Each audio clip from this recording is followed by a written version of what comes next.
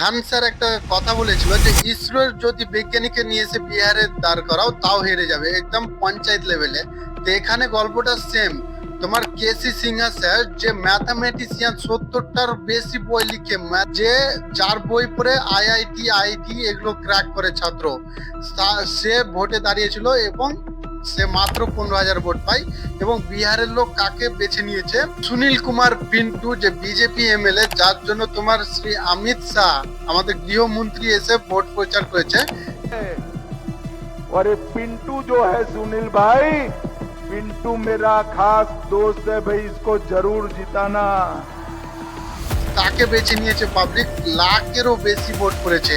তার দুইটা এমএমএস মানে ভাইরাল আছে, তাও মানুষ ওকেই দেখেছে। যে হ্যাঁ, মানুষ এটা দেখেছে যে মহিলাদের সাথে কিভাবে ব্যবহার করছে, মহিলাদের সাথে কিভাবে ভিডিও বানিয়ে পোস্ট করছে, ওগুলো দেখে ভোট দিয়েছে। ভাই কি বলবো আমি, মানুষ এগুলোই চাইছে। ওরা যে মানে পার্টিটা ছিল তাই মানে এডুকেটেড সবগুলোই ছিল প্রায়, এক একটা মানে হাই লেভেলের এডুকেটেড। সত্যি বিহারকে পাল্টে দিত, কিন্তু না, তাকে জিরো দিয়েছে।